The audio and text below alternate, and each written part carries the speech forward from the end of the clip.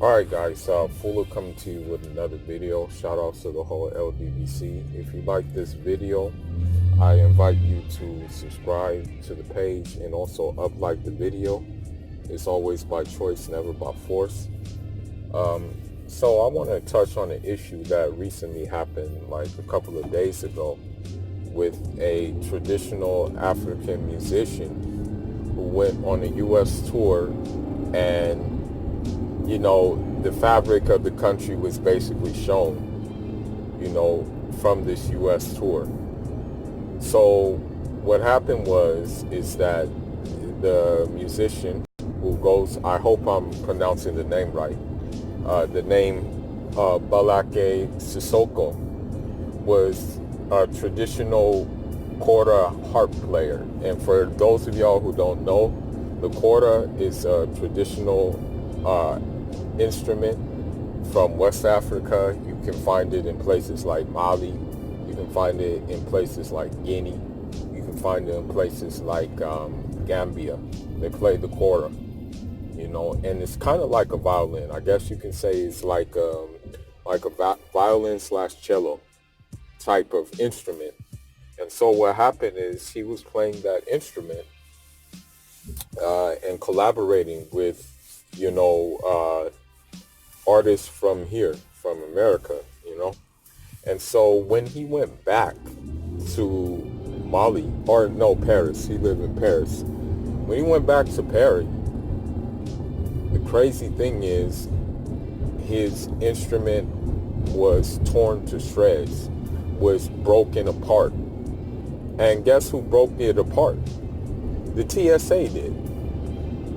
And so my question is this: why would the TSA have a need to break apart a traditional instrument? What was the intention? What was the motive behind doing that?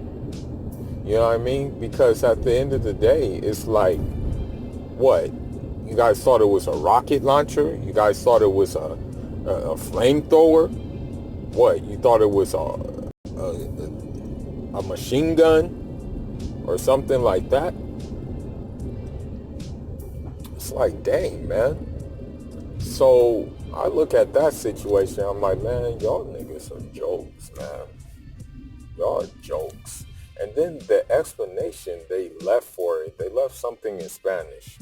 This happened at the JFK airport in New York. It was like, they straight up said, that it was easier. It was to the effect that it was easier to just tear it apart than ask questions. That's what they said. That was the reason why they did it. So in my head, I'm thinking, man, y'all fools are very, very, very stupid. And what I have to say is, maybe in solidarity for I know everybody got to make money and everybody got to eat. I get that. I get it. You got to make a living for your family. As a matter of fact, you have to make living, like usually in the African case, you have to make living for your family and your extended family. So I get it. But, I encourage all the African artists, if possible, if there's a way to do it, man, just boycott coming to the United States and performing, man. Like, make people come to you from here. Like, make people go to Paris or something like that. Make people go to Africa to hear you perform, man, because that shit ain't cool at all. To do some shit like that, man, that shit is cold-blooded. Like, why would you do some shit like that, bro? Like, seriously, like, what? Like, really, what would you get out of doing some shit like that? Like, what do you get out of it personally? That's what I'm wondering about the TSA. Like, what do you get out destroying someone's livelihood? Someone who's not bringing in no bricks. Someone who's not bringing in, who's not being a drug mule, who's just making an honest living. Like, what's the point? That's my question. So, this is kind of like, unfortunately, you will find the same thing happening to people who are just trying to make an honest living.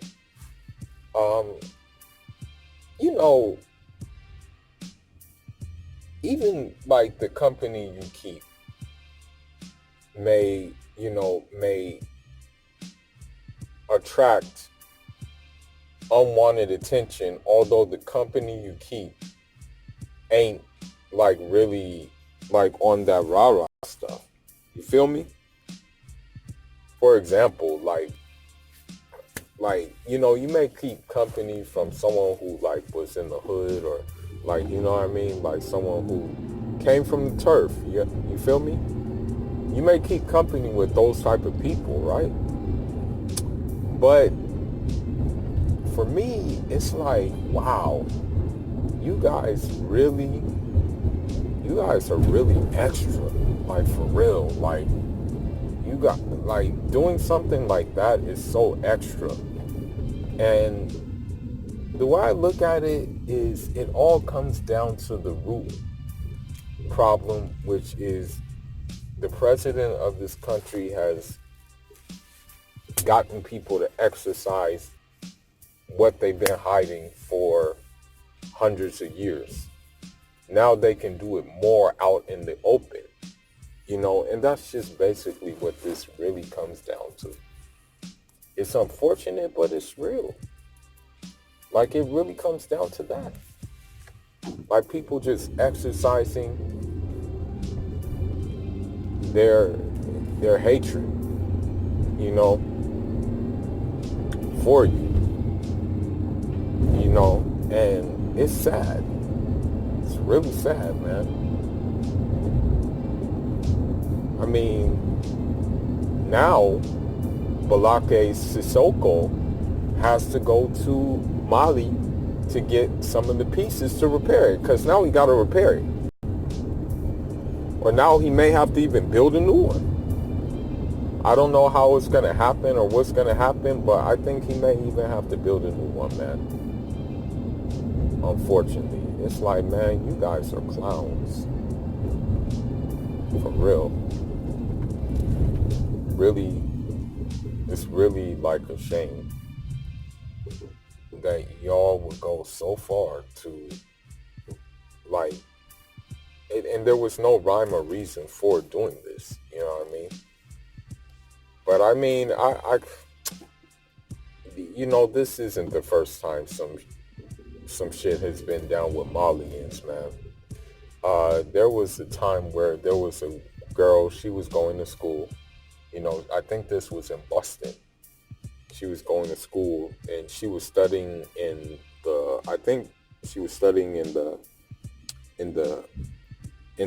like lunch area.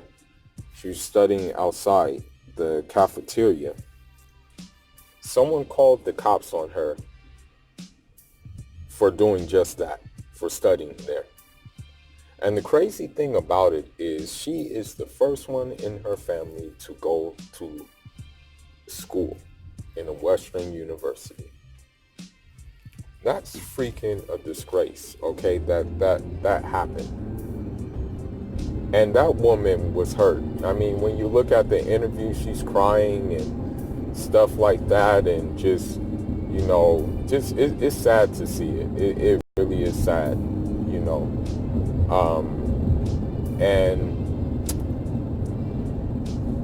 I'll give you some other examples, I know this is going to sound very corny. It's going to sound very corny and very dumb and very like damn, nigga, you get off of him. But me and with Nip Hustle, man, it's just like, damn, man, I think every single day, like, it's sad. I be thinking like, damn, cuz is really gone. cuz really transitioned. You know what I mean? I think about it every single day, but then I think about some of the shit that, talked about, and then some of the shit that he went through to do what he did. Yeah, I mean, he took so many L's. You have no idea. That nigga took so many L's.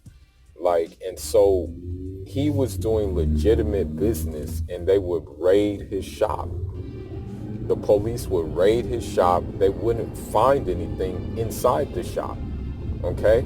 But they still raided it. Arrested him. All types of stuff, man. They raided his studio. Did the same thing. Didn't find nothing. Pulled us over many of times. Pulled us over. Checked the car. Nothing to be found. It's like they're not convinced that, for one, that people really want to make a change in their life, and for two, that just because you're a minority don't mean you're up to something like sneaky or anything. Some people are trying to make an honest living. They're just trying to do it maybe in a way that is unusual to see, like through performing, through trade, like basically being enterprising. You know what I mean? And I'll give you two more examples, and then I'll end this video. Ahmadou Diallo, Rahmatullah alayhi, he was a trader, but he was training. He was going to school to be like a computer programmer, I think. But he traded in New York, like he was a street trader in New York. 41 shots that the cops gave him. Okay? Because they mistaked him for someone else. Same thing with another guy, a Burkinabe. Yeah, a Burkinabe. His name was Usman Zongo. They shot him in the back and then the head when he was running away from them. Arts dealer, just trying to make an honest living, was in his place of where he kept his art. Man, it's like, damn. It's like damned if you do, damned if you don't, man. That shit is stupid to me. Like, for real, man. Like, and honestly, like, this is the thing.